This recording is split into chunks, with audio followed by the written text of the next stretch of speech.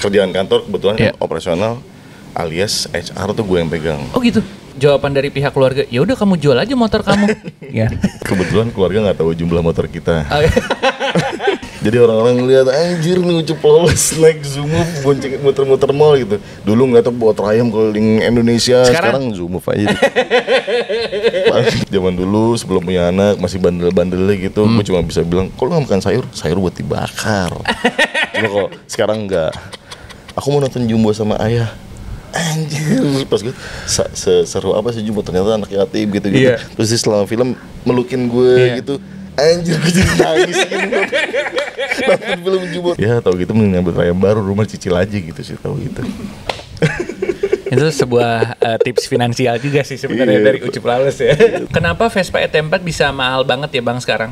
Karena itu Vespa Matic pertama di dunia ya. Dan di Indonesia cuman ada 200 unit kalau nggak salah. Oh ya? Dan 198. Okay. Soal 2 lagi di rumah gua.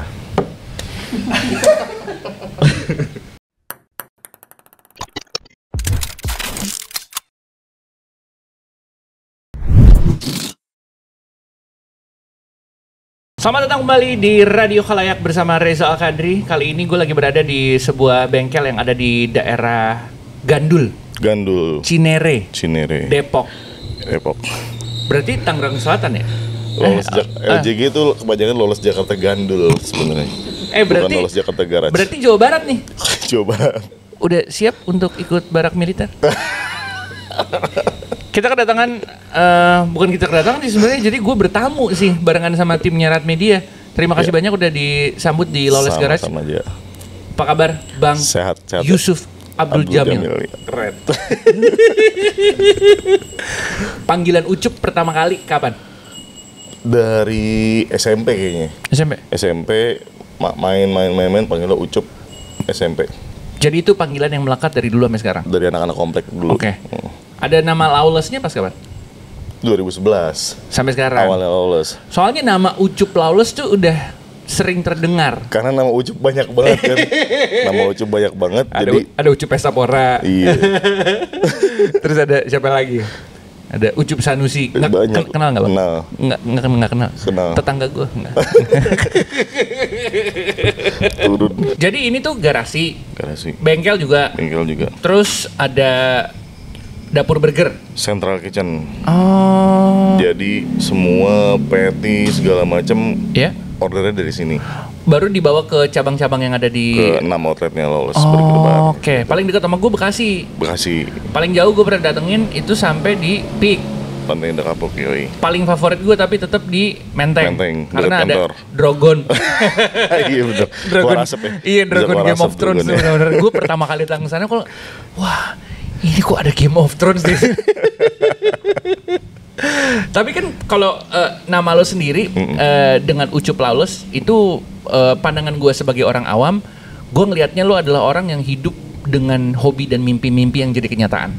Ya lo hobi motor, ya lo hidupin itu. Lo hobi makan enak, lo bisnis F&B dan sekarang menjadi sebuah brand yang sangat sukses sekali gitu ya. Tapi ini kan bisa dibilang hobi jadi bisnis, hobi jadi uang. Benar. Nah, gimana supaya lu tuh maintainnya ini nggak jadi sebuah hal yang akhirnya membosankan, walaupun awalnya lu suka, tapi akhirnya jadi sebuah hal yang serius, jadi sehari-hari gitu. Gimana supaya nggak bosan? Kalau gua pribadi pribadi misalkan gua bosan atau lagi jenuh, gua lagi bosan banget nih ngebangun motor. Gua jalan-jalan aja, touring. Gua jalan-jalan touring. Terus kalau di kantor lagi bosan kerjaan kantor kebetulan kan operasional alias HR tuh gue yang pegang. Oh gitu. Operasional semua gue yang pegang. Nah kalau lagi bosan ngurusin anak-anak nih begat, ya gue ke bengkel aja ngoprek gitu. Lo ngadepin anak-anak yang izin bang mau gini gitu? Mending datang jam 2 gitu setiap hari. Kita udah datang dari jam 11, anak-anak jam 2 baru datang setiap hari. Lo HR yang strict apa enggak? Lo kalau datang telat gue SP lo ya? Gue ada satu karyawan di bawah gue langsung, manajernya HR yang strict. Jadi guanya santai. Jadi ada good cop bad cop. Ada good cop bad cop. Oke, terus apa lagi? Ya udah, kalau misalkan yang lagi jenuh banget touring sih paling. Kalau gue. Ya tapi tetap motor-motoran juga ya? Motor-motoran juga. Ya kayak Aryan deh. Aryan lagi bosan mau kemana, cutinya dia tour keluar, nonton band di luar gitu kan. Semi juga jalan-jalan keluarga. Kalau gue kering aja. Kalau sama bisnis F&B, kalau bosen ngapain? Bisnis F&B kayaknya nggak ada bosen kali ya. Karena di sini tuh hampir setiap bulan mungkin si Medi R&D terus. Jadi setiap R&D dia ngabarin, gue pengen bikin ini nih, ayo deh gue ikut deh gitu. Jadi kita mencoba sesuatu yang selalu baru untuk di makanan sih. Jadinya nemu sebuah pengalaman baru terus dengan R&D baru, nyobain menu baru. Ada menu-menu yang lo favoritin dan akhir-akhir ini belum sempat keluar di Lawless? Ada, tapi belum bisa gue sebutin. Masih rahasia ya? Dan itu kita R&D-nya ke luar, kayak ke Thailand, ke Jepang gitu. Oh, kayak gitu. Kita udah jadi bikin satu restoran Jepang, cuman wah kayaknya ada beberapa restoran yang di Thailand kayaknya cocok nih di sini gitu. Jadi R&D sampai ke Thailand. R&D kemarin sampai ke Jepang. Tapi Thailand enak banget ya? Thailand enak banget. Maksudnya dalam arti kayak industrinya berkembang dengan pesat banget gitu ya? Bener. Apa karena regulasinya? Enggak usah. Jadi ini berarti lu suka custom motor? Custom motor. Suka berbau otomotif berarti ya? Iya. Makanan musik iya. Itu kan semua idenya dari hal-hal yang lu suka gitu ya? Sebenarnya ada hal-hal yang lu suka lainnya dan belum terrealisasi nggak? Hampir semuanya udah. Karena emang dari dulu hidup di motor, sebelum ada Lawless pun gue ngerjain motor gitu. Ngerjain motor, akhirnya si Semi sama Rian ngelihat gue sama dulu partner gue Gofar, wah ini kayaknya culture kita deket nih, musik keras sama motor custom. Ya udah kita gabungin. Dan American style gitu ya? Enggak American style juga sih. Ya campur, ada gaya Eropanya juga, Jepangan juga gitu. Ada yang belum terrealisasi sampai sekarang dan lo ngerasa kayak ini kagak mungkin dah diwujudin, apalagi di Indonesia gitu? Ada sih beberapa, ada beberapa. Ya kita pengen punya ini itu, pengen ini itu, cuman regulasi tadi. Gitu. Berarti nggak hambat selain regulasi, apalagi kayak lo ngerasa ini kayak nggak mungkin gitu? Duit sih. Ya mungkin kalau langsung kita kerjain, source-nya udah ada, semua kita udah siap, cuman duitnya mana nih buat bikin ini gitu sih. Kalau ada investor komen di bawah, nggak usah. Terus di Indonesia sendiri, lo bangun identitas Lawless ya di industri kreatif sekarang. Sebenarnya tantangannya ada nggak dibanding zaman dulu? Kalau sekarang sih mungkin lebih ke menjaga atau meneruskan kali ya, karena sekarang regenerasi ke anak-anak sekarang kayak di musik keras terus ada terus band-band baru bikin gig sendiri, terus event-event motor dari anak-anak custom culture. Hari gini tuh kita selalu support. Jadi sekarang sih lebih gampang kayaknya karena abang-abang kita udah ngidupin skena si custom culture tuh udah lama, kita tinggal nerusin. Jadi kayak pas the torch gitu ya. Kebetulan Lawless yang pertama di Jakarta. Gitu. Satu kata yang gue nggak tahu sih ini terdengar sensitif atau enggak, tapi gue pengen minta pendapat lo gitu ya, soal sell out. Lo kalau misalnya dibilang seperti itu, setuju atau enggak? Sebenarnya tujuan dari bisnis kan itu ya. Tujuan dari bisnis ya kita bisa jualan bagus, brand kita stabil segala macam. Cuma gimana cara kita maintainnya aja gitu. Jadi kita berawal dari skena yang benar-benar segmented, motor, musik keras sama tato. Yang dulu dilihat ini rebel banget gitu. Ini kayaknya nggak cocok gitu. Kayaknya nggak cocok ya. Beberapa kali kita ikut di beberapa event yang kayaknya brand lu nggak cocok nih sama gue. Sampai sekarang kita ngerasain, ayo dong lu ikut dong di acara gue gitu. Tapi makin kesini ya kita lihat Burger, kita lihat Lawless Garage gitu ya. Itu udah makin masif dikenal sama orang. Berarti culture-nya sudah makin mainstream atau enggak menurut lo? Kalau mainstream balik lagi ke penilaian masing-masing ya. Mungkin yang anak-anak merasa ada di skena yang segmented tadi, mereka bisa bangga. Wah, gue bisa dilihat sama kalangan lain, gitu. Gue bisa nongkrong bareng sama kalangan lain. Jadi ya kita sediain aja.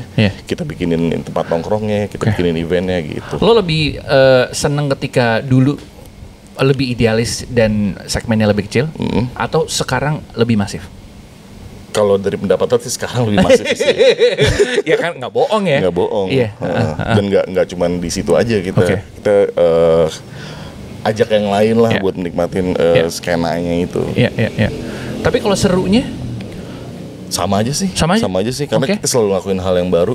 Kayak kita mentok di burger, orangnya itu aja yang datang, kita bikin restoran Jepang. Iya. Kita bikin restoran apa gitu-gitu. Jadi branch outnya nggak selalu cuma Nggak burger. selalu cuma burger. Jadi IP-nya namanya. Iya, Oke. walaupun kita nggak nulis kayak misalkan kita bikin bar, kita nggak nulis Lawless lawless, bar. tapi orang-orang tahu, wah ini bar maskulin yang dikemas sama lawless gitu. Sama anak-anaknya juga yang ngeramein di situ ya. Iya, karena anak-anaknya ngerasa, terutama karyawan ya, ngerasa ini kayak clan gitu. Gue ngerasa ini kayak gue ada di clannya lawless, jadi ya jenuh kerja, gue nongkrong aja di bar gue sendiri gitu rame-rame. Ya sebenarnya itu ada kebanggaan sendiri sih buat Ada anak-anak itu ya. kebanggaan sendiri. Karena bisa dapat kaos dengan diskon ya. Banget, kalau karyawan dapat banget. Kalau kita lihat di anak-anaknya sendiri gitu ya. Ini kan anak-anak metal, ya musik-musik keras, anak-anak motor gitu ya. Tapi nggak menutup fakta bahwa umur bertambah. Iya. Bapak sendiri udah bapak-bapak nih. Sebenarnya perspektif jadi berbeda nggak sih semenjak jadi bapak-bapak? Kalau perspektif sih enggak sih ya, tetap kayak kita nggak ngerasa kita tua gitu, kita ngerasa ya kayak ya dibilang ada Gen Z sekarang gini, kita enggak, kita temenin gitu, temenin, kita ajakin main, kagak dijauhin gitu. nggak dijauhin, lu bikin acara apaan kita support, yang menurut kita masih nyambung sama gaya kita gitu. Iya. Soalnya di lingkungan gue nih ya, orang-orang yang sudah punya keluarga, punya anak, punya istri gitu ya, atau punya suami, tiba-tiba pola pikirnya jadi agak lebih berubah gitu. Nah, lu sendiri kan sebagai businessman gitu ya, kita di sini ngelihat lo ya dengan hobi lo lah, dengan bisnis lo macam-macam. Jadi ngubah decision making soal bisnis gak? Iya, terutama restoran. Oke, gimana? Karena dulu begitu kita belum punya anak nih, udah apa-apa restoran yang bisa ngerokok. Sekarang aduh please ngerokok di luar gitu. Paling gitu sih. Hal-hal kayak gitu ya. Hal-hal kayak Jadi gitu. lo lebih perhatian juga sama orang-orang pun yang punya anak. Iya. Oh, jadi kayak oke. restoran baru gue yang di Blok M nih, Koinoyokan, itu dia kacanya dibuka sewaktu jam nggak ada anak kecil. Oke. Cuma kalau ada anak kecil tutup, AC-nya dinyalain gitu. Hal-hal kayak gitu ya. Iya. Tapi kayak kalau di Lawless Burger susah tuh. Lawless Burger mau yang datang ibu-ibu jilbaban juga yang disetel sama Aryan ya Cannibal Corpse gitu kan. Kok musiknya Gen sih? Gak peduli kalau di Lawless Burger, kayaknya gak peduli. Cuman lantai 2 bisa ngerokok, lantai 1-nya enggak gitu. Iya, hal-hal kayak gitu ya. Menyesuaikannya. Iya. Kalau bisnis kayak contohnya gini. Gue pengen KPI-nya nambah nih. Karena sekarang gue harus anak sekolah nih gitu. Kayak gitu-gitu. Kayak gue harus ngejar pendapatan lebih nih, kayak gitu nggak sih? Iya, ada kayak gitunya. Oke. Aduh, gue mesti bayaran nih gitu sih ada. Jadi sama ya tetap ya. Sama, cuman gimana caranya biar sesuai sama jadwalnya pembayaran aja sih kita bikin nih. Iya sih. Kalau jawaban dari pihak keluarga, ya udah kamu jual aja motor kamu. Ya. Kebetulan keluarga nggak tahu jumlah motor kita. Oke, sekarang kita kasih tahu ada berapa. Jadi hal-hal seperti itu ya. Iya. Ternyata berpengaruh dalam decision making, tapi ya balik lagi karakter lo nya sendiri ya tetap nggak berubah gitu ya.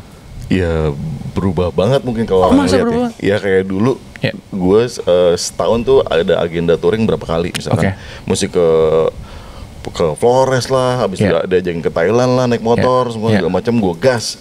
Sekarang cuma bisa nemenin anak gue cewek seminggu sekali naik Zoom Move. Jadi orang-orang ngeliat anjir nih Ucup Lawless naik Zoom Move bonceng muter-muter mall gitu. Dulu ngeliat bawa trayam keliling Indonesia, sekarang Zoom Move aja. Paling orang ngeliat kayak gitu sih. Yang nge-gap gitu ada aja. Banyak. Oh, banyak temen ketawa-tawa gitu aja ngeliat. Tapi gak apa-apa, tandanya kan udah dewasa. Udah lebih berpikir untuk masa depan anak. Yang penting anak happy gitu ya. Iya, ntar mereka juga ngerasain. Iya sih. Ntar juga mereka pasti ngerasain. Lu yang ketawa-ketawa, ntar lu punya anak lo rasain. Lu tadi udah mention beberapa negara nih yang jadi tempat R&D lo. Thailand, Jepang. Enggak mau kepikiran buka Lawless aja di sana? Pengen banget sih. Kalau ada satu negara gitu kayak jadi cabang berikutnya Lawless, sebenarnya pengen mana? Gua sih Jepang. Kenapa Jepang? Ya culture motor custom itu mirip-mirip sama kita. Mirip-mirip, cuman kan adem di sana. Iya sih. Adem udah gitu, bahannya juga ya murah dan beberapa builder sana yang jadi barometer gua buat nih level jadi builder tuh harus kayak mereka gitu. Standarnya jadi bakal naik juga kalau lo buka di sana gitu ya. Ada beberapa bengkel kayak Brad Style, terus Hide Motorcycles, Heiwa itu jadi panutan gua buat ngebangun motor sih. Lo tapi kalau misalnya kayak gitu berarti kan lo bersaing dengan banyak kompetitor yang lebih gede. Nah, kayak di sini tuh kita nganggapnya jadi kayak saingan. Terus ini gimana? Di acara gede kita bareng-bareng. Gitu. Jadi ngebangun motor kan kita ngelihat benang merahnya nih, arahnya kemana nih, garisnya si lolos tuh kemana gitu-gitu.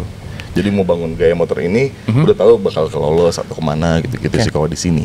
Itu kan yang jadi impian ya. Iya. Kalau negara yang paling mungkin, paling masuk akal. Paling masuk akal, kayaknya sih buat F&B kita mau Thailand sih. Kenapa? Ya mirip. Menu masakannya mirip, udah gitu mungkin di sana ya lebih ini aja sih. Iya. Lebih oke sih kalau F&B di sana. Gue kesan contoh ya, kita ambil contoh fast food chain kayak McD, kayak KFC gitu ya. Mereka kan emang asalnya dari Amerika Serikat gitu ya. Tapi ketika mereka buka di negara-negara masing-masing, mereka jadi adaptif sama kulturnya tuh. Contohnya di Indonesia malah ada nasi rames, ada ayam sambel. Sementara nih kayak contohnya kita ambil Lawless Burger gitu. Terkenal juga kan ada cita rasa yang pengen lo bawakan. Lo kalau kayak gitu, lo mikirin gimana caranya adaptif dengan kultur terbarunya atau tetap konsisten sama yang dibawa Lawless? Kayaknya kalau untuk burger atau untuk Lawless gitu kayak konsisten deh.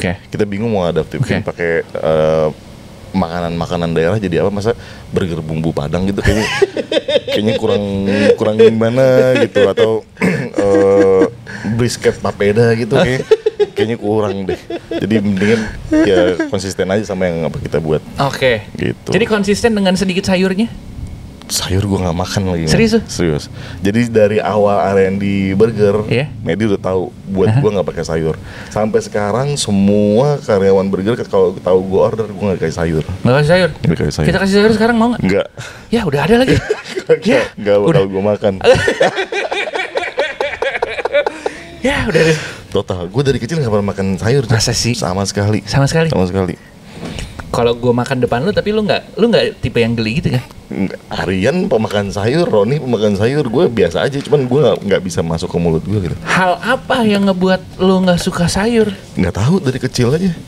Teksturnya? Rasa sih. Rasa. Jadi lu nggak pernah nyobain? Nggak pernah ngerasain. Sekarang kimchi enak loh. Enggak, gue nggak pernah ngerasain kimchi. Akan ada nggak momennya ada sayur atau vegan burger di Lawless? Ada. Tapi gue enggak. Tapi gue nggak ikut R&D, gue nggak ikut. Lo tapi sekarang ada ya? Ada. Ada yang bener-bener cuman sayur doang, namanya Joey Belladonna gitu. Ya gue nggak pernah makan, gue nggak pernah pesen. Buset. Nah, serat kan penting buat hidup. Gue ganti buah.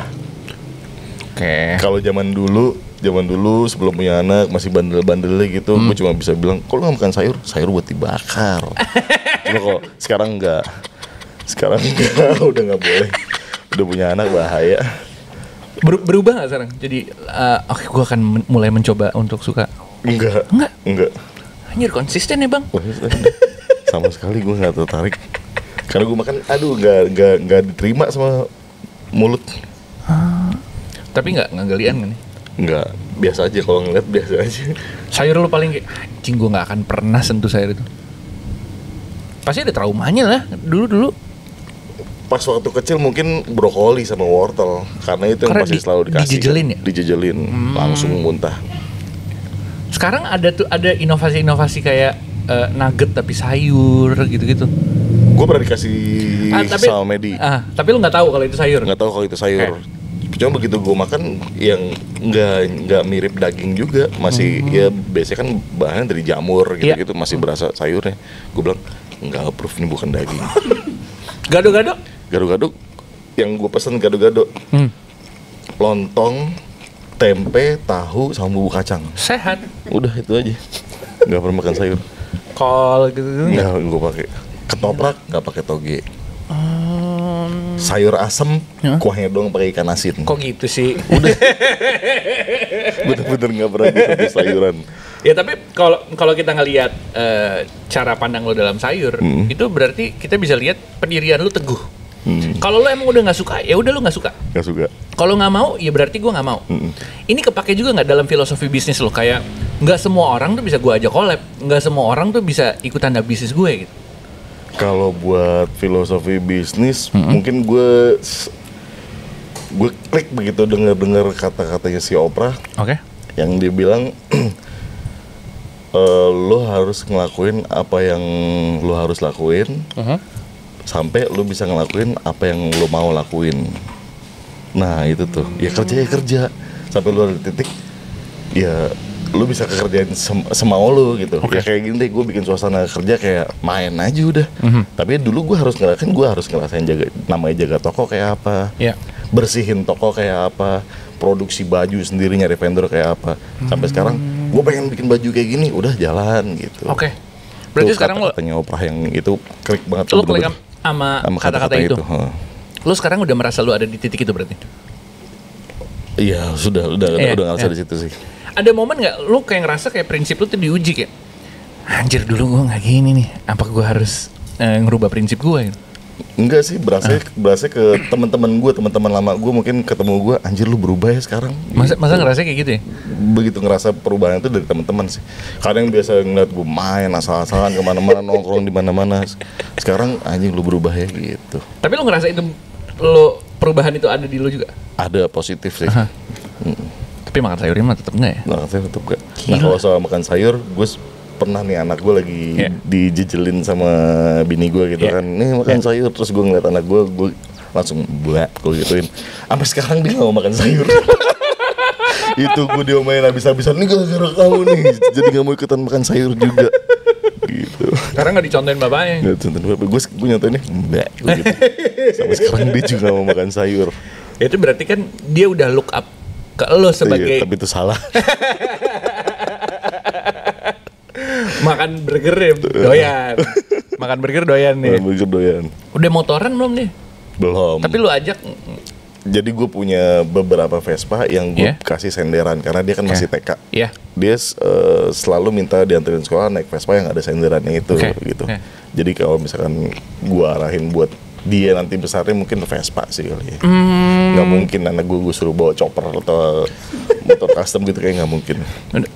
Pakai parka, pakai Fred Perry udah siap. Pakai boots dah. Ya emang soalnya kan kalau anak-anak tuh biasanya emang dia melihat orang tuanya sebagai figur inspirasi dia. Iya. Jadi kayak mau nggak mau lo jaga sikap, jaga apa ya gitu ya. Jadi berubah ya 180 derajat. Puas, diperhatiin, kita mau berangkat kerja setiap hari diperhatiin terus.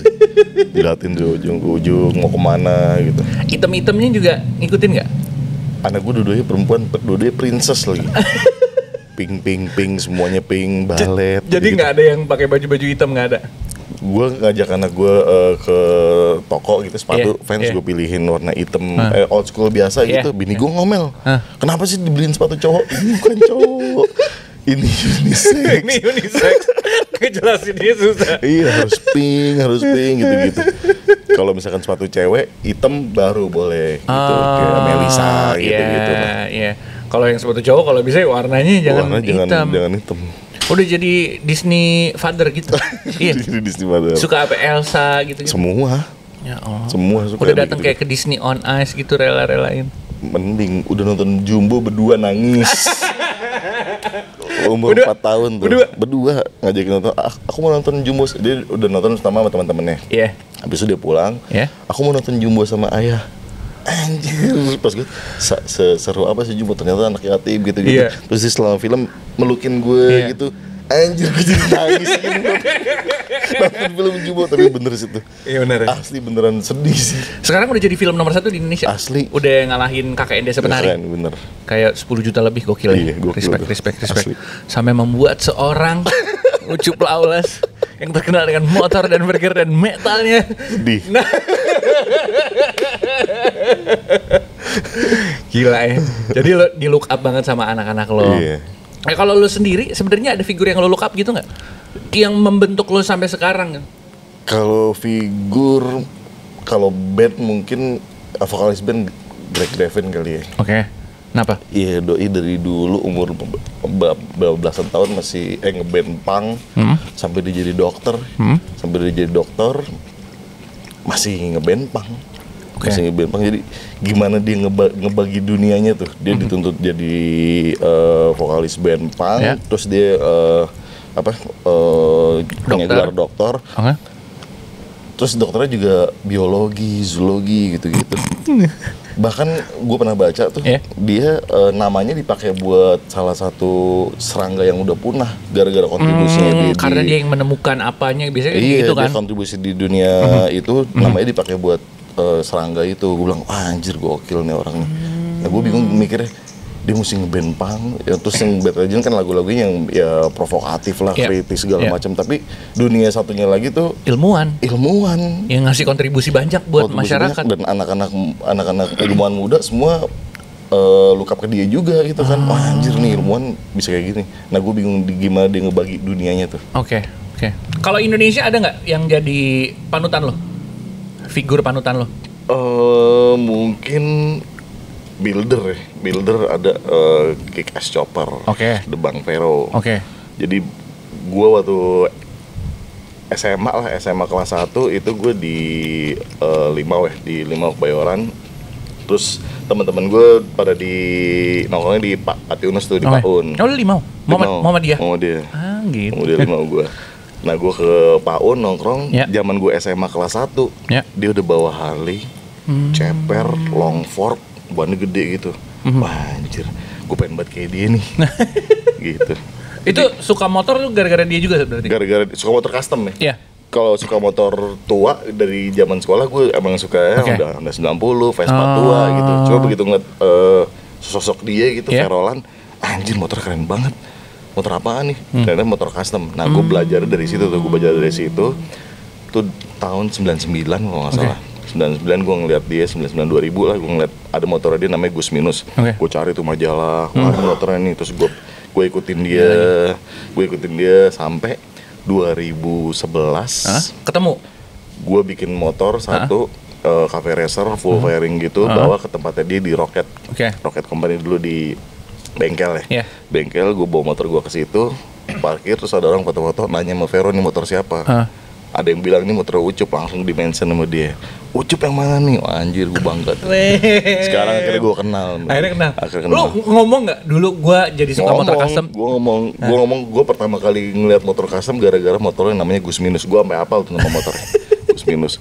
Gue ngeliat truk customnya dia, Yeah. ceper-ceper, Yeah. terus tarantula Yeah. dia, motor-motor customnya dia. Arahan banget deh. Pokoknya kalau di dunia custom Indonesia, dia sih gue. Dan lo dapet ilmu banyak dari dia nggak? Gue jarang ngobrol sama dia, cuman Oke. gue selalu memperhatikan karya-karyanya dia deh. Iya. Sampai ya kemarin beberapa motor yang gue bikin gitu, dia nge-like, dia suka gitu-gitu. Iya. Tapi lo sadar nggak sekarang lo di titik dimana anak-anak muda juga mengidolakan lo? Iya, berasa sih. Oke. Berasa. Jadi ada beberapa motor yang gue posting, besokannya Aha. banyak yang motor kayak gitu, walaupun mesinnya beda gitu. Beban apa enggak? Lo di posisi dimana lo di look up sama anak-anak di bawah lo? Gue beberapa kali diajak untuk tur ke luar kota Ya. di event-event motor. Selalu panitia atau penyelenggaranya minta juri buat motor custom. Nah, Oke. gue selalu bilang, aduh beban banget kalau gue jadi juri. Gue nggak mau gue dibawa ke skena motor custom di luar kota sebagai juri. Oke. Terus gimana mas nih brand mintanya lo nih mas gini-gini. Jadi selama 4-5 tahun gue cuman minta boleh nggak nih jadi best pick pilihan gue aja gitu. Oh. Jadi gue personal nilai favorite aja. Gue nilai motornya ya ini yang gue suka yang ini. Bukan berarti ini lebih bagus daripada yang lain. Ya gue nggak mau sehebat itu. Gue jadi juri motor custom nih gue nggak mau. Jadi nggak angkat dagu juga jadinya. Gue pengen ya yang ini yang gue suka nih. Karena gue ngeliat motor kan bukan dari finishingnya, Ya. dari dia nge-build Ya. proporsinya, dia banyak yang gue nilai. Sampai itu jadi pilihan gue. Dengar-dengar sampai ada akhirnya kagak mau makan sayur juga gara-gara lu juga. Gimana tuh cerita itu? Ya itu gara-gara anak gue sih. Anak gue nggak mau makan sayur gara-gara ngeliat gue ituin. Anak-anak muda nih. Oh, lu nggak makan sayur juga berarti gue bisa sampai umur gimana tuh? Oh, ceritanya? itu lagi di luar kota, di luar kota ada anak umur 20-an, Oke. 20-an something itu kan Yeah. nyamperin gue bilang, "Om, dari kemarin syuting nggak pernah nih Om kayak makan sayur." Sekarang Om umur berapa? Dia bilang, ya, waktu itu gue masih 38, Yeah. 37 gitu kan. Ya. oh berarti gue bisa kali ya hidup kayak Om nih sampai umur segitu nggak makan sayur, karena gue dari kecil juga nggak pernah makan sayur kayak Om gitu. Anjir, jadi panduan. Kok gitu? Kok gitu? Sekarang ya komunitasnya kan makin besar ya. Kita lihat dibandingkan zaman lo mungkin mulai, dibandingkan sekarang gitu, komunitasnya juga lebih besar, anak-anaknya lebih banyak. Pandangan lo gimana tentang komunitas lo sekarang? Ya keren sih, terjaga aja sih. Okay. Jadi yang apa yang bisa kita lakuin kita support gitu. Misalkan ya sekarang mungkin bukan dibilang adik-adik, mungkin teman-teman gitu kan ngebangun event sendiri, skena-skena motor custom sendiri, kita selalu support sih. Ya gigs metal sendiri, gigs punk sendiri, apa yang bisa kita support sih. Oke. Ada yang berubah dalam arti gini, dulu kayaknya kagak gini deh, kok sekarang gini? Sejauh ini sih enggak sih. Sejauh ini sih kayaknya bener, cuman pemainnya banyak banget aja ya. Jadi kan ya musik kan beda-beda ya, sukanya arahan apa. Kayak gue pribadi, gue mungkin di Lawless yang kurang suka metal gue doang kali ya. Karena lu suka? Yang gue suka ya punk rock, ska, terus ya rockabilly, terus ya rocksteady gitu-gitulah. Kelihatan dari kaos yang lu pakai sih. Iya. 200 ya? Ya, kok negonya nggak respect kalau dimaafin bang, bercanda. Ya gue mungkin dari foundernya Lawless gue doang kalinya nggak metal. Oh. Gitu. Gara-gara itu jadi agak sedikit berubah, dengerin dikit atau kayak tetap konsisten aja? Konsisten aja. Jadi kayak misalkan di bar nih ada nih yang main sini metal, gue selalu bilang sama Aryan, please dong selipin 1 bulan 1 reggae. Iya kata Aryan. Akhirnya jadi. Gitu. Jadi kayak pas reggae momennya lo banget. Oke. Terus pas di Burger sempat ada live music akustikan gitu.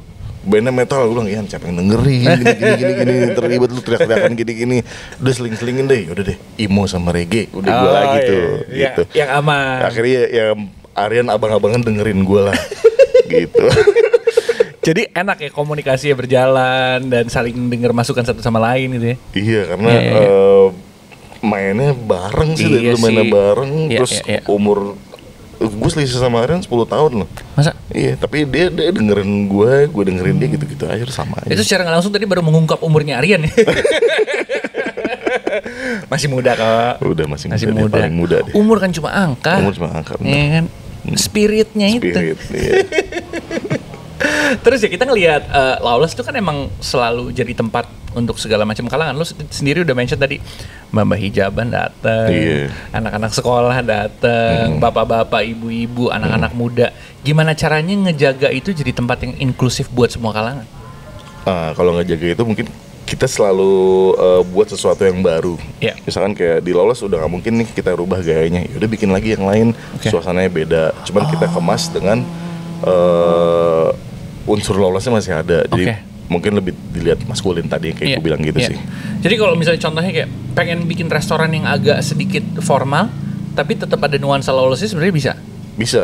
Kayak ada gue bikin bar namanya Ratatat itu kita konsepnya tuh kayak rumahnya orang kaya, tapi kita vandal. Gitu. Dengan piloksan dan lain-lain. Piloksan juga kita vandal. Jujur itu favorit Gen Z loh sekarang. Nah tapi itu nggak ada musik metal di situ kan. Nah, gitu. Jadi kita nyesuainnya ya gimana caranya gue bisa party dengan Lawless gitu. Gue soalnya nanya junior kampus gue, lu sekarang kalau nongkrong mabok-mabok gitu lu di mana?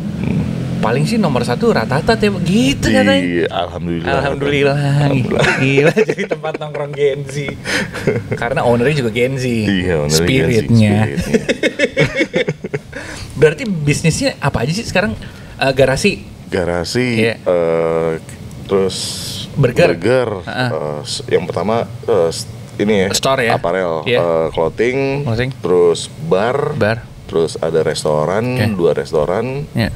Ya ada catering juga. Catering tuh catering untuk kondangan gitu. Apapun. Oh gitu. Jadi ada beberapa yang pengen ngundang kita nggak burger tapi mau steak, mau kambing guling lah apa segala macam, kita juga bisa. Itu juga bisa. Kemarin yang datang ke anak-anak SD ya? Iya, anak-anak SD tuh dari Lawless Kitchen semua segala macam. Terus ya ada beberapa teman-teman ngerayain ulang tahun anaknya pakai kita. Oh gitu, itu juga bisa. Oh jadi ya emang untuk semua kalangan. Emang untuk semua kalangan. Jadinya bisnis yang bisa tergapai sama ibu-ibu, bapak-bapak bisa, anak ulang tahun bisa. Jadi kalau gue ulang tahun tapi pengennya Lawless bisa. Mau burger bisa, mau apapun menunya bisa. Ya berarti kan bisnisnya udah jelas gitu arahnya kemana. Ya dengan motor, dengan garasi, dengan F&B dan lain-lain. Tapi nih ya, kalau misalnya kita gila-gilaan aja nih. Lo dikasih kesempatan untuk mulai lagi dari nol, untuk bikin sebuah bisnis, brand lo sendiri, decision karir lo kira-kira bakal ngelakuin hal yang sama atau ada yang lo rubah? Kalau bikin brand sendiri nggak sempet kepikiran sama gue sendiri ya, karena kita bikin sesuatu pasti barengan nih. Kita mau bikin apa nih?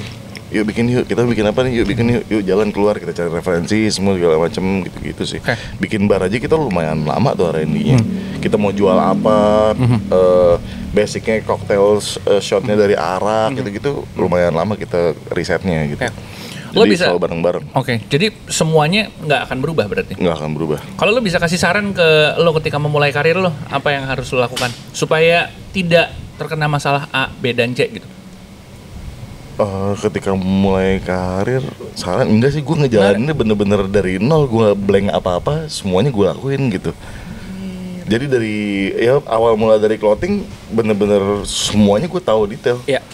Produksi harga per piece-nya berapa, karena gue datang ke konveksinya sendiri, semuanya gue jalanin sampai jaga tokonya sendiri, nyetor ke bank sendiri, ngurusin finance-nya sendiri gitu-gitu.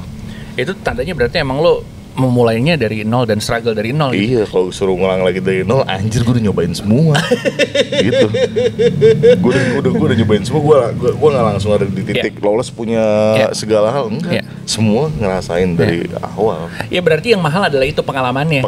Kalau lo disuruh ngasih saran dulu, ya nanti mungkin lo nggak dapetin pengalaman yang sama gitu. Iya, dan belum tentu yang gue ceritain ke orang bakal sama sama yang orang alamin gitu, karena bisnis beda-beda. Pokoknya semua orang selalu bilang bisnis itu di umur 3 tahun, 5 tahun, 10 tahun itu berat.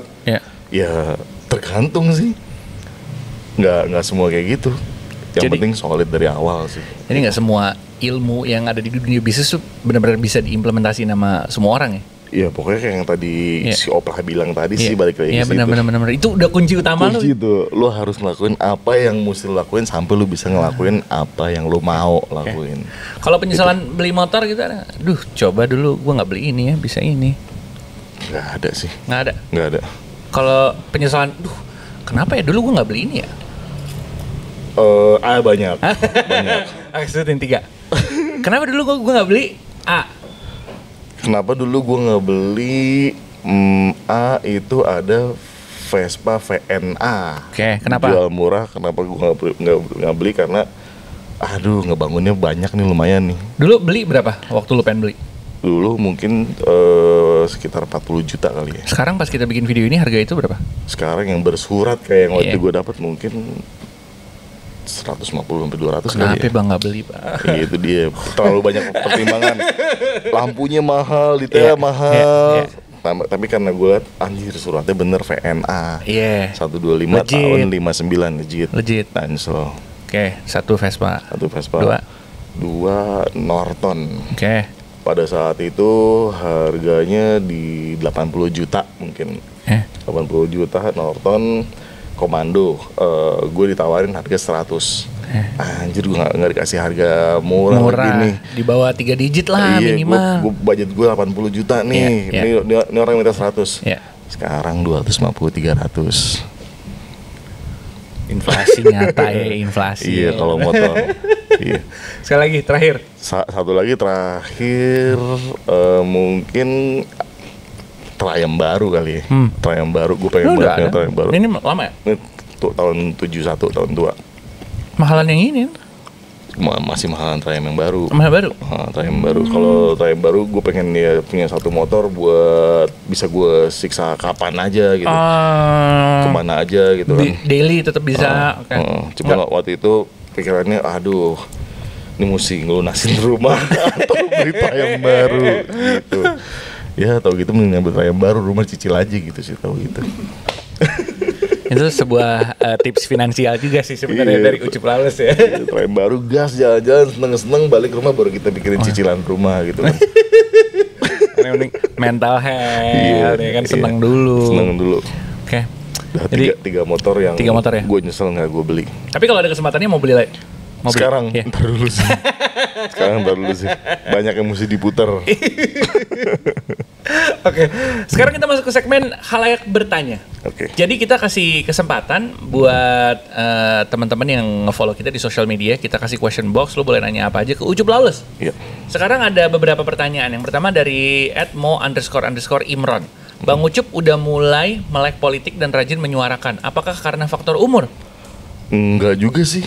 Emang sebenarnya kalau matiin instastory gue dari dulu, emang gue sering aja mengkritik sesuatu yang menurut gue ini nggak di tempatnya nih, gitu. Kalau kemarin kan emang lagi banyak banget postingan tentang itu kan, jadi gue tinggal repost aja. Oke. Sebenarnya sih dari dulu gue udah lihat, wah ini, aduh jangan dibahas deh. Banyak sih pas itu. Tapi maksudnya kegelisahan soal itu dan kritik-kritik soal itu emang sebenarnya dari dulu udah ada. Dari dia pakai baju Napalm Death, gue udah lihat, aduh, nih gorengan nih. Hah? Itu mesti dikat kali. Enggak apa. Hidup Lawless. Hidup Lawless. Gitu kan, aman kan? Ya kalau misalkan matiin instastory gue dari dulu sebenarnya banyak sih gue menyindir tentang kayak kritis lah, kritis soal yang sesuatu yang ini nggak bener nih. Dan itu kan kebebasan lu juga untuk berpendapat. Gitu. Iya. Oke. Berikutnya dari Ramadan.Rico. Bisikin wheel drop axle-nya Lord Mas Ucup. Wheel drop axle itu zaman dulu anak Vespa bilangnya turbin plastik gitu. Jadi mau nyari sekarang agak susah ya Ramadan.Rico. Kayaknya kalau ngubek-ngubek toko tua juga udah nggak ada. Sekalinya udah disimpan sama pemain udah nggak dijual gitu. Jadi sulit. Sekarang udah jadi dua kata lucu, turbin plastik. Ada Daniel Farid. Apa arti dari kata lawless? Nggak jauh-jauh sih. Ya kata lain dari outlaw aja sih. Awal kita ngebikin lawless gimana pengen kelihatan rebel gitu kan. Ya udah outlaw. Jangan outlaw lagi gini itu udah lawless. Ngambil dari lagunya Watain juga kali. Tadinya sempat pengen kepikiran outlaw. Tapi akhirnya udah pasti banyak yang pakai kan. Iya benar. Banyak yang pakai. Benar. Gitu. Jadi akhirnya kepikiran kata lawless. Berikutnya dari Puja Yudhistira. YouTube-nya kemana Bang Ucup? Hilang nih, dibajak. Serius? Iya. Karena? Nggak tahu, gue tiba-tiba pas buka, lah kok YouTube gue tiba-tiba postingan tinggal satu, udah gitu Tesla yang posting. Aduh, udah malas ngurusin, udah ribet. Udah biarin aja, hilang gitu aja YouTube. Tahun berapa tuh? 2023 kali ya, hilangnya. Nggak mau bangun dari awal lagi? Aduh, mager. Nggak ada waktu. Oke, ini lo punya kebebasan untuk menjawab secara detail atau secara garis besar aja. Karena pertanyaannya ini mungkin akan berat untuk lo pribadi.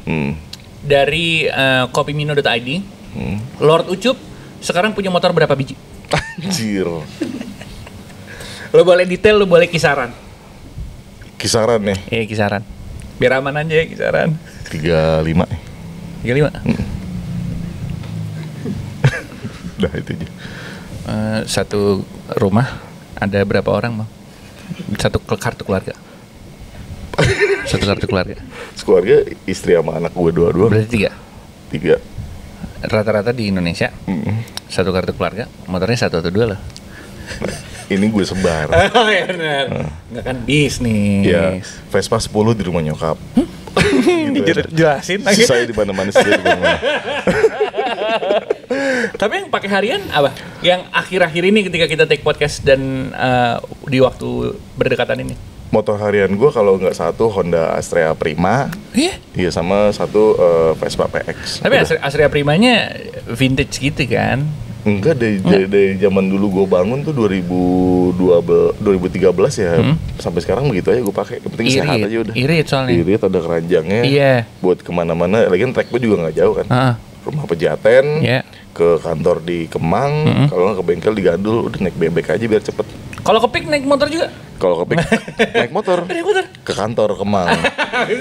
Sudah mobil kantor. Ini berikutnya pertanyaan dari Death Rockstar ___. Kalau mau memulai buka bengkel custom itu gimana sih Lord? yang banyak banget gue lihat sekarang bengkel custom, asal lu bisa ngelas pagar lu bikin motor custom, itu menurut gue aduh jangan, konsepnya aur-auran. Jadi pertama sih referensi dulu. Referensi, lu cari gaya lu sukanya kayak motor apa, baru mungkin orang bisa datang, wah gue suka nih gaya motor bangunan dia gitu. Jadi nggak sekedar lu bisa ngelas, lu bikin motor custom. Jadi konsepnya aur-auran, orangnya nggak datang. Iya sih, benar. Berikutnya, ini pertanyaan dari The Good _2. Seriusan, katanya adek kakak sama Lucky jam-jam urusan? Enggak anjir. Enggak. Justru gue dulu mainnya sama abangnya duluan. Cuman dari awal ketemu dia, dari belum kenal malah nongkrong sama abangnya di bengkel Vespa abangnya, tiba-tiba gue ngeliat, ini siapa sih Bang, anak SMA rusuh banget bawa motornya, geber-geber, setiap ketemu gue geber-geber, emang tengilnya deh, lu tengil banget sih. Akhirnya sekarang ya ngikut kemana aja, kalau gue jalan-jalan ya pasti ada dia. Jadi malah akrab ya? Jadi karyawan pertama gue dia tuh. Oh gitu? Dulu. Di garasi apa? Di Lawless. Oh di Lawless. Gitu. Gila. Di Lawless sempat jadi shopkeeper pertama dia. Tahun berapa Bang? 2011. Dia dari 2009 udah ikut toko sama Gofar dulu di Bangka, Piston, toko khusus aparel motor. Akhirnya begitu kita buka Lawless, shopkeeper pertama dia. Ada sejarahnya. Ada, dulu tengil banget. Sampai sekarang tengil sih. Masih tengil sekarang? Masih. Ada Room for Lives. Bang Ucup, tips biar aman pakai motor NP dong. Motor no paper. Waduh. Kucing-kucingan sih. Iya sih. Tips biar aman, oke. Lo datang ke acara jamborenya motor tua. Karena gue dari dulu tuh selalu datang ke acara jambore motor antik di Indonesia. Itu sepanjang jalan udah dikoordinasiin, banyak motor tua yang bakal keluar. Jadi nggak ada razia. Udah di acara itu doang boleh. Kalau enggak jangan deh. Kalau enggak lu urus. Urus. Mendingan lu beli Prima deh buat ejik-ejik. Tetap motor tua tapi bersurat. Benar. Gitu. Yofi Andini, with 2 little girls, how do you want to see them grow up?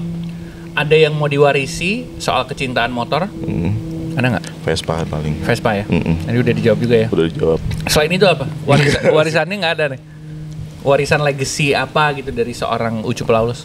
Ya mungkin belajar bisnis. F&B sih kayaknya cocok untuk cewek-cewek. Taunya ntar gede malah jago ngoprek mesin gitu. Waduh, jangan banget. Gue udah punya beberapa temen cewek yang doyan motor. Jangan kayak dia deh. Brutal. Anak gue jangan kayak mereka. Bisnis aja ya? Bisnis aja. F&B. Main Vespa lucu gitu gak apa-apa. Oke. Tapi jangan tiba-tiba nyela motor tua. Pak aku di Sumba ya, enak. Jangan. Berat. Udah gitu lu tinggal denger aduh di Sumba lagi nih, ribet. Kalau Bangka doang Kemang masih bisa nih disetutin deh. Sumba di Nusa Tenggara jauh. Jangan main motor deh. Ada Tommy Harfiandi, kenapa Vespa ET4 bisa mahal banget ya Bang sekarang? Karena itu Vespa Matic pertama di dunia ya. Habis Corsa 2 tak, Matic cuma ada 1 gigi netral sama pindah. Begitu mulai masuk 4-stroke Matic, itu Vespa ET4. Dan di Indonesia cuma ada 200 unit kalau nggak salah. Oh ya? Dan 198. Soal 2 lagi di rumah gua. Kok bisa punya 2? Nggak, udah gitu koreksi. Koreksinya halus. Ramah apa rewel juga tuh motor? Untuk ukuran karburator sih ramah. Cuman partsnya harganya kurang ajar. Karena dia ya ECU-nya masih Magneti Marelli segala macam, kalau mesti pesan dari luar itu untuk ganti ECU aja bisa 4-5 jutaan. Gitu. Kalau spare part persamaan spare part untuk mesin mungkin sama kayak Vespa LX pertama yang bisa dikalibalin, LX yang Vietnam pertama tuh masih bisa dipakai. Terus Vespa S125 juga masih bisa dipakai. Cuma kalau untuk kelistrikan susah. Body parts susah. Harus dari luar. Harus dari di sini udah jarang sih yang jual, jadi pesan dari luar. Nggak bisa akal-akalan montir itu udah nggak bisa tuh. Banyak tambel-tambelan, banyak spakbor udah pecah dijahit gitu banyak. Cuman ya kelihatan sih pasti. Berikutnya Nurhayati 8. Satu project bangun motor yang pas selesai ngerasa bangga banget. Semua motor pas selesai bangga sih gue. Cuman yang paling berkesan ada satu BMW. Oke. BMW Boxer motor. Okay. BMW Boxer R75. Itu yang mesen kesini bapaknya. Bapaknya datang, bapaknya anak VW gitu, udah tua, orang Bogor, datang ke bengkel, Mas saya mau bangun motor buat anak saya. Motornya apa Om? BMW Boxer R75. Gua kasih gambar, nih jadi scrambler gini Om, konsepnya gini-gini, oke. Emang anaknya di mana sekarang Om? Anak saya di Jerman, lulus kuliah mau pulang. Ini mau saya kasih untuk anak saya. Begitu nyampe ke Indonesia, anaknya langsung ke bengkel, ngelihat motor itu, besok kan langsung digas ke Bali sama anaknya. Wow, itu puas banget gue ngeliat, anjir, motor yang gue beli, motor yang gue bangun, bokapnya seneng banget, anaknya pulang langsung nelfon gue bilang makasih banget, digas sama dia ke Bali. Aman tuh? Aman. Itu kepuasan gue ngebangun motor itu sih. Gila. Di titik itu. Jadi dan anaknya sampai sekarang masih kontekan sama gue. Jadi nular bahagianya tuh nular bapaknya anaknya iya. Sampai Bali dia kirimin foto-fotonya, sepanjang perjalanan dia kirim foto-fotonya. Sama itu update juga, takut kenapa-kenapa lu standby. Berikutnya nih ada Rizaldin 12. Apakah Nisimat Nisimat dan Top selalu dengan jam-jamnya urusan Bang Lucky? Itu pertanyaan buat Lucky kali. Jam-jam urusan kayak udah ininya dia deh, gayanya deh. Setiap postingan dia ngeliatin jamnya dulu. Sebenarnya sih mau mamerin merek jamnya. Flexing. Dia mau mamerin jamnya terus dia storyin kehidupan dia sehari-hari. Gitu. Jadi setiap postingan Lucky pasti ada Top sama jam-jam urusan. Ini kenapa nanyain Lucky semua? Ini ada aja kayak Lucky.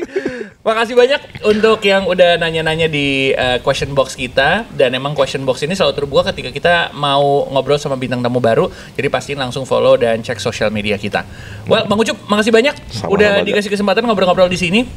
Kita minta closing statement dulu seputar Ucup Lawless. Silakan langsung menghadap ke kamera. Anything about yourself, probably for the future or for the culture. Aduh, apaan nih, gue belum siap lagi. Cut tuh nggak bisa cut. Apa bebek?